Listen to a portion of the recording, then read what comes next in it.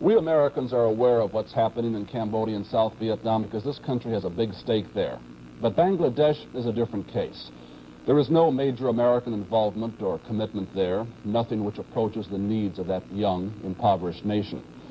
And so the memory of what happened there may already be growing dim in many of us. But what did happen there will never be forgotten by the people of Bangladesh, especially the women. It was in villages like this that the Bengali liberation struggle caught fire. And it was in villages like this that the Pakistan Army took its revenge. The villagers still speak of it, the men telling their stories of fighting, the children telling their stories of running and hiding. It is the women who are silent, women like Saira. She is 16 years old, a widow, and pregnant with the child of a Pakistani soldier. Like thousands of women throughout Bangladesh, she is carrying a child she does not want. She says that her husband was in the Mukti Bahini. He was a commander of the force, in the village. And this army people were looking for him, and they had broken into her house to take him away, actually.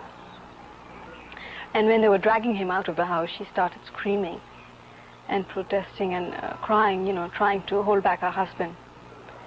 And one of them turned back and raped her in front of her husband, who was forced to sit and watch with guns pointed at him. And later on she like many women who were raped by Pakistani soldiers, Saira is in disgrace among her people. Her parents take care of her, but they are certain that no man will ever marry her. Since January, many of the women ravaged by the Pakistani troops have been living in this house. They're being cared for by a government-sponsored women's rehabilitation group. Almost all of the women here are pregnant. They are very young, some only 13 years old. In a few cases, their parents have abandoned them.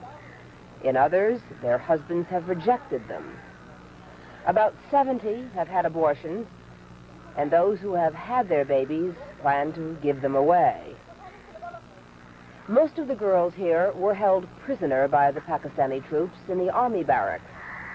For weeks, each day and each night, they were forced to submit to whatever the soldiers demanded.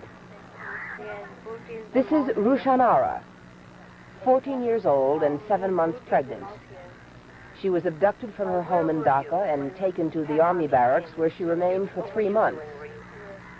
She says there were nights when as many as 30 soldiers forced themselves on her. Sheikh Mujibur Rahman has said that these women are heroines. But politics, the war, and even the liberation are not really the concerns of these women. They are the innocent victims of war, and the children they bear will share in their grief. This is Liz Trotta, NBC News, in Dhaka, Bangladesh. Many of the soldiers who attacked those women are among the 100,000 Pakistani prisoners of war held by India. India has offered Pakistan what it calls unconditional talks